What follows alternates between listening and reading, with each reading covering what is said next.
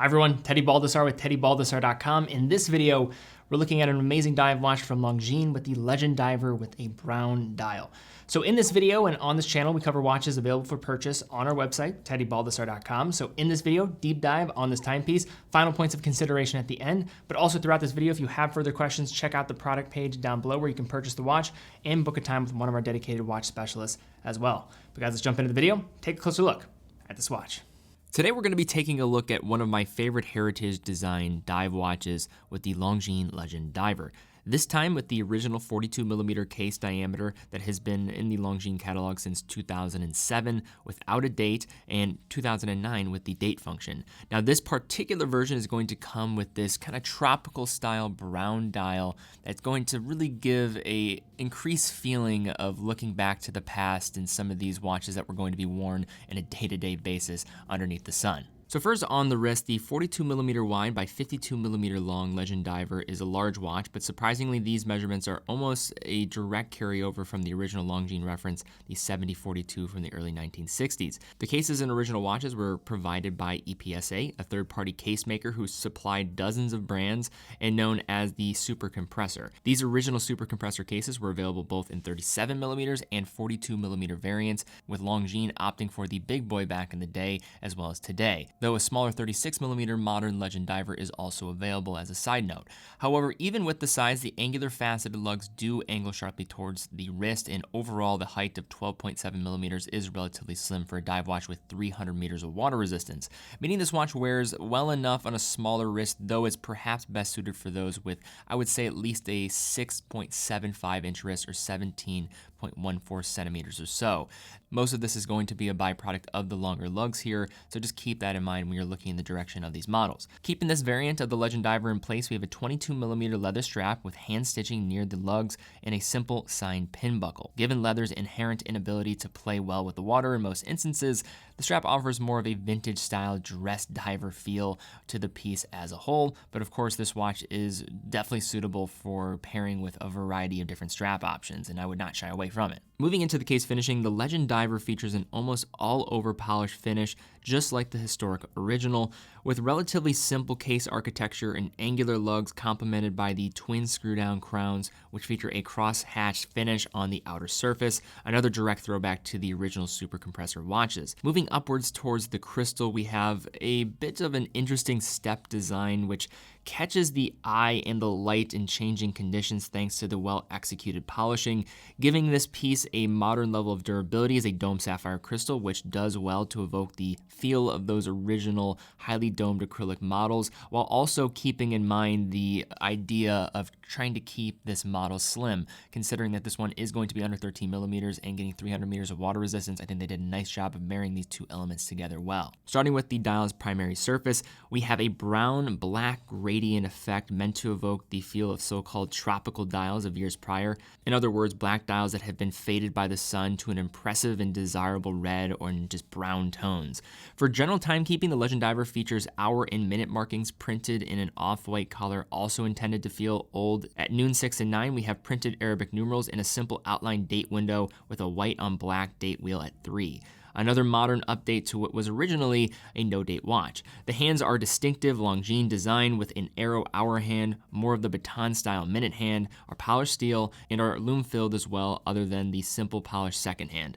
In each rectangular hour marker, there is a small square of lume towards the outer end to complement the lume on the hands. While the overall lume of this piece isn't in great supply, it does shine with reasonable incandescence even after a brief exposure to a light source. Rounding off the vintage-style dial, we have a old school Longines logo printed at noon in off-white to match the other dial elements, along with the automatic and charming vintage script at 6.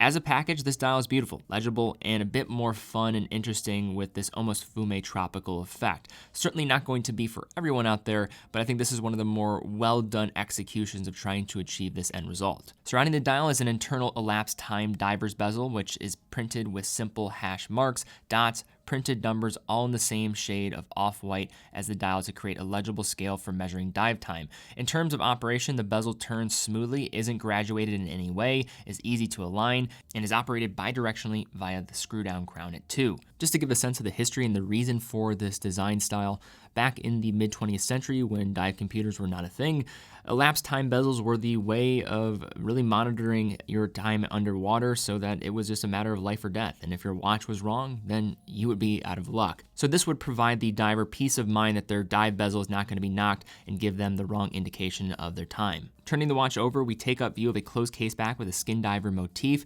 that keeps watch over the ETA caliber especially produced for Longines. Now, one of the benefits of Longines and their inclusion among the Swatch Group's powerful assembly of brands is their heightened level of access and collaboration with ETA, the Swiss powerhouse when it comes to third-party movement manufacturing. So while this range of movements, including the L888 inside this Legend diver, as well as other models like the Conquest and Hydro Conquest, can't technically be called in-house, and I actually appreciate the fact that they don't lean into this, because I think many other manufacturers would lean into that and just get away with it. They do offer an elevated sensation of value compared to, as well as better spec, to something like the ETA 2824 or the ETA 2892, in which these movements are based. Now, the L888 is a nomenclature for the ETA A31L11, which itself is a modified ETA 2892A2. Now, the primary difference between ETA's standard 2892 is a reduced rate, altered from the standard 4 Hz or 28,800 vibrations per hour to slow the oscillating frequency of 3.5 Hz or 25,200 vibrations per hour, a frequency best known by enthusiasts from Omega's coaxial collection of calibers. In this case, the slower frequency is utilized to preserve the energy from the mainspring, extending the power reserve here to a capable 72 hours. The other beauty of this movement compared to other offerings from the Swatch Group brands is it commonly utilizes the 3 Hz or 21,000 vibration per hour movements.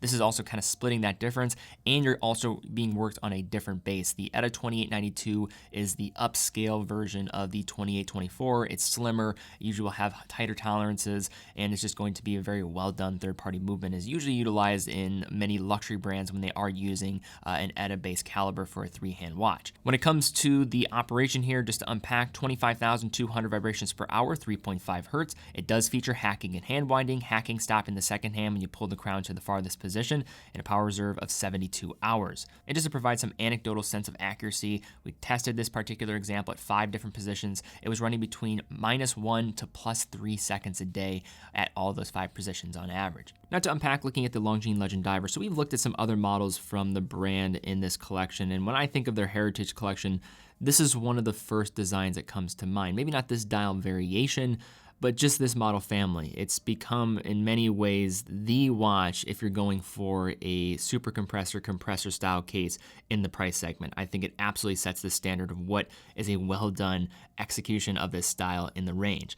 Just to speak to some final considerations when it comes to kind of the good, and it's also maybe some things to consider on the maybe more the con end of things. I think the top thing is going to be the size. You have to consider the lug-to-lug length on these. These are going to be rather long when you factor in that lug-to-lug length. It is going to be best suited for medium to larger size wrists. But apart from that, I think the design, you have the heritage, you have a nice movement, finishing, dial execution.